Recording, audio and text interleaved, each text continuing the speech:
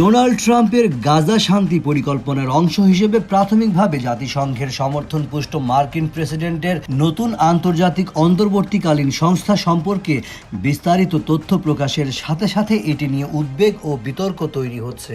এর নির্বাহী বোর্ডের সদস্যদের মধ্যে রয়েছেন সাবেক ব্রিটিশ প্রধানমন্ত্রী টনি ব্লেয়ার, যিনি 2003 সালে ইরাক আক্রমণকে সমর্থন করেছিলেন। নির্বাহী সদস্য ইস্যু ছাড়াও বোর্ডে স্থায়ী সদস্যপদের জন্য ফি হিসাবে $1 বিলিয়ন নির্ধারণ, জাতিসংঘের ভূমিকা সম্পর্কিত উদ্বেগ ইত্যাদি ইস্যুতে কিছু গুরুত্বপূর্ণ বিষয় নিয়ে প্রশ্ন তৈরি হয়েছে।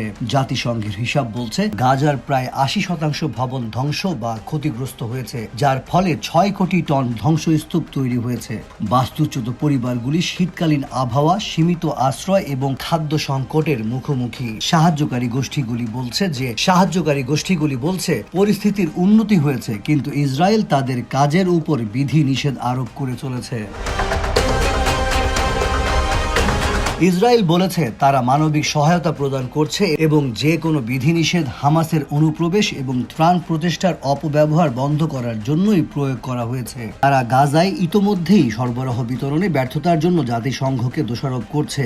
এখন সম্ভবত সবচেয়ে বড় চ্যালেঞ্জ হলো যুদ্ধবিরতি বজায় রাখা। হামাস বলেছে তারা কেবল একটি বৃহত্তর চুক্তির অংশ হিসেবে নিরস্ত্রীকরণ করবে এবং ইসরায়েল, যার স্থল সেনারা এখনও গাজা উপত্যকার বেশিরভাগ অংশ নিয়ন্ত্রণ করে, বলেছে যে হামাস নিরস্ত্রীকরণ করলেই তারা সেনা প্রত্যাহার করবে। ট্রাম্পের বোর্ড অব পিস কত দ্রুত পরিবর্তন আনতে পারে এবং গুরুত্বপূর্ণভাবে স্থায়ী শান্তির দিকে কিছু দৃঢ় পদক্ষেপ নিতে পারে, সেটাই এখন দেখার বিষয়।